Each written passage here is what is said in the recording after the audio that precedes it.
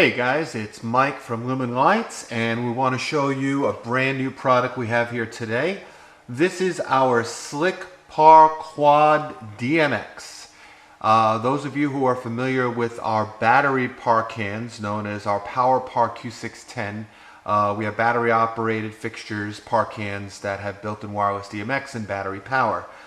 We have another product called our Slick Par Quad, which is a quad color, either RGBW or RGBA par can with 12 bulbs in it. And it does not have built-in DMX, but you can plug in one of our wireless stick DMX controllers or a physical cable. Well, now we have the Slick Par Quad DMX, which has built-in DMX. And you can see the first unit that we're looking at here is set to master, as you can see by the blinking red light, which means it is transmitting signal. And we have two other units set up here, and they are set into slave mode, and their DMX indicators are blinking green, showing that they are receiving signal. Now, another difference on this version is that the housing is slightly smaller than our Slick Par Quad, which means it fits into truss a lot easier if you're using standard 12-inch box truss. Now, the Slick Par Quads and the Power Par Q610s do fit into box truss, 12-inch box truss, rather nicely. It's a snug fit though. We've made these just a little bit smaller, so if you've got some off-size trussing, there's no issue with getting it into the truss. And you can take a look at how smooth the light itself is. You'll see there's no color banding. There's no scalloping at the bottom. And if you look at the color bleed, there's no sharp fall off of power. We've got a nice even distribution of light from the base all the way up to the ceiling. And the color is even as well from the base all the way up to the ceiling. We have the master unit set to auto fade. So it's fading between colors right now, and you can see the other two lights are syncing up with it. And in just a second now, we're going to head over to the bench and we'll do our tutorial on how to use all the menu items, as well as show you the size comparison between the Slick Par Quad DMX and our standard Slick Par Quad. Let's go take a look. Alright everybody, so here we have our new Slick Par Quad DMX, and here is the standard Slick Par Quad without DMX. And just to show a little size comparison again, the Slick Par Quad DMX is slightly smaller. It's not much. It's actually about a ½ inch exactly between the two units. So just a little size comparison there. Let's get this out of the way, and we'll show you the features of the light. Again, 12 bulbs. Okay, 4 chips per bulb. Red, green, blue, and white, or red, green, blue, and amber. You have up on the top your DMX switch to turn on DMX. You have your DMX LED indicator showing you what channel you're on. Each channel is indicated by a different color. And you have the little black push button to change the channels. If we turn the light around, we see that we've got our DMX antenna for receiving DMX. We have our 4-button LCD push button display, just like on the Slick Par Quad, with menu up, down, and enter. We have DMX in, DMX out, power in, and power out. So let's get into the actual operation of the menus. Get some power here, and let's just zoom in a little bit here so you can see the menu items easier. Okay, so by pressing the menu button, we can change the different menus. The first menu we come to is address. Hit enter, and you'll see we're on A001, which means DMX address number 1. To change the address, use the up or down arrow buttons. Once you've found the channel you want, and this is true for any of the menus, once you found the setting you want or the value that you want, hit enter 2 times quickly, and that will save the setting. Now hit the menu button to back out of the address. We're back to the main menu of address, not the values. And we'll hit menu again to progress to the next menu item, which is CHND, which stands for the channel mode of the light. Hit enter. This light can be just like our Slick Par Quad, 7-channel or 4-channel. Pick the channel you want, Say I want channel 7 channel mode, enter, enter. Now that setting is saved. Now just a quick note, when you save settings, it takes about 15 seconds for the setting to change. Until that 15 seconds has passed, the light is in preview mode, meaning it lets you see what the changes you've made are going to do to the light before you actually save it. You don't have to wait 15 seconds. You can simply pull out your power plug and plug it back in, and the light will come on quicker and save whatever settings you just changed. So again, hitting the menu button, we've got address, we've got CHND, which is channel. The next menu item, SLND, which is your master slave menu. Hit enter, and you'll see we're on master. Press the up or down arrow button, and you're in slave mode. Hit enter, enter to save it, but I'm going to leave that on master right now. Next menu item, we back out by pressing menu, back to SLND. The next menu item is SHND. This is where your pre-built colors and shows are, so let's hit enter.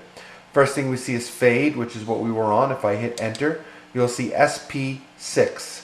SP stands for speed, the speed of how fast the LEDs fade from one color to another. I have it set at 6. The higher you go, the faster they change colors. 8 is the fastest speed. Let's put this back on 1. Enter, enter. Back out of that by hitting menu. We're on fade. Let's go to the next menu item in the SHND menu. The next submenu is color. Hit enter. And this is where your pre-built colors are. We have 15 pre-built colors. And then after color 15, you have a manual color which you can define yourself. You, the user, can make. To access this, hit enter. And you'll see R255, which means the red LEDs are at full brightness, which is 255. That's the top of the scale. You can raise or lower this. Let's go back to red. Hit enter. When it's flashing, you can start pressing. I just pressed down. I went down to 0 from 255. And you'll see that in the background, the light got a little bit darker because the reds were turned off. Now I'm going to turn them back on. And you see it got a little brighter. Enter, enter to save. Menu to back out. Use the up, down arrow key once this stops flashing to progress to the next color, which is green. We would hit enter, change the values, enter, enter to save it, menu to back out of it. Next color is blue. Next color is, it's labeled U, but that's white or amber, depending on which version you bought. Let's use the menu button to back out of the manual setting.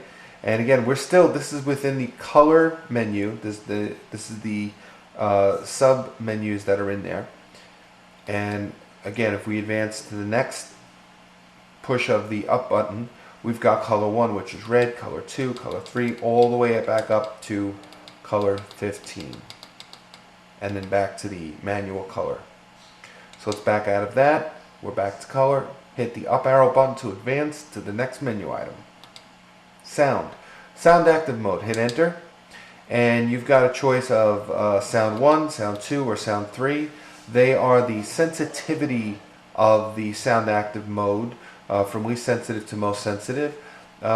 Truthfully, most people don't really mess with sound active that much, and I haven't really noticed that much of a difference in the sensitivity, but there is a sensitivity difference, although it be rather slight.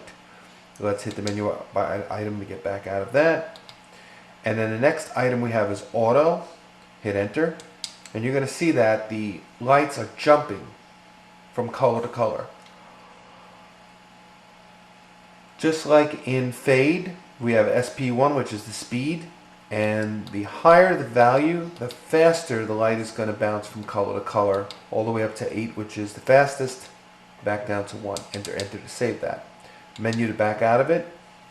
Auto mode, and if I press the up arrow button one more time, we're back to fade where we were before. So let's hit the menu button to back out of fade and these sub-menus to go back to SHND. We'll hit the menu item again to advance to the next menu, which is NADL. NADL is your manual dimmer. Hit enter. And this adjusts the brightness of all the LEDs. So right now we're at 255. All the LEDs are on at full intensity.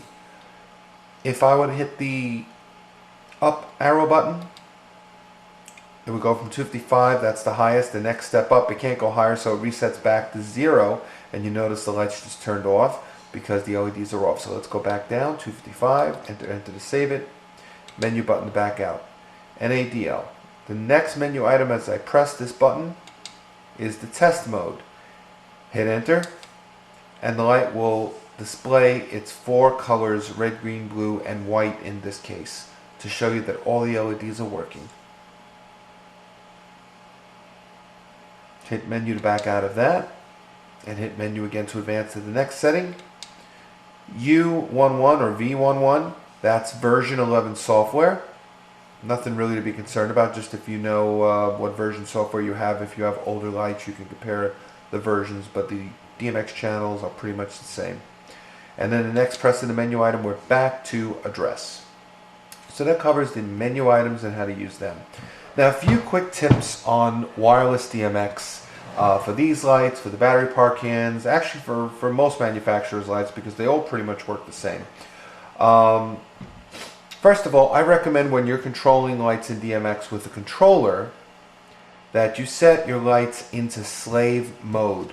And again, to do that on this, hit the menu button until it says SLND, hit enter, hit the up or down arrow button to make it slave, hit enter to save it, power the light on and off again, and the light will come on, as I'll show you here. It'll say par, and it'll stay on par. Par means that it's in slave mode, or sometimes you'll see SLAV depending on the software version. Now when a light is in slave mode and it's not receiving a DMX signal, the LEDs are dark because it's waiting for instructions. The LCD is on though, showing you that there's power and the state that the light is in, which is slave mode. Now putting all your lights in slave mode is a wise idea, and here's the reason why. If, for example, you have 20, 30, 40, 50, 60 lights around a room, they're all in master mode, and your DMX transmitter is transmitting, they're receiving, so they're blinking green, and something happens to interrupt the signal to one of these lights. Somebody walks by, they block the signal, whatever it may be. The light loses signal. Now when the light loses signal and it's in master mode, it will automatically start sending its own signal as it puts itself back into standalone mode on whatever standalone setting was previously in, whether it be fade, auto jump, or a solid color. Now once this light in master mode starts transmitting DMX signal, it is acting as a transmitter, and your other lights will pick up on this. Now either they'll be the same color as this, or if they're listening to this light and also to the transmitter, they may flicker or bounce back and forth. So to avoid all that confusion, put all your lights in slave mode when you're controlling them with a wireless DMX controller. Now you can also control these like we did in the showroom in master slave mode without a controller. Simply set one light to master, set all your other lights to slave, and whatever you do on the master light, the slave lights will follow. The third way you can control these is in standalone mode without DMX, without the DMX on, using basically the built-in programs, the built-in colors that we've just gone through. And you can also in DMX mode without using wireless, if for some reason you had to turn wireless off, you were getting interference from something, you can always hardwire a DMX cable into one of the DMX input jacks. So that is the tutorial on the Slick Par Quad DMX. For further information and pricing, please visit our website at www.luminlights.com.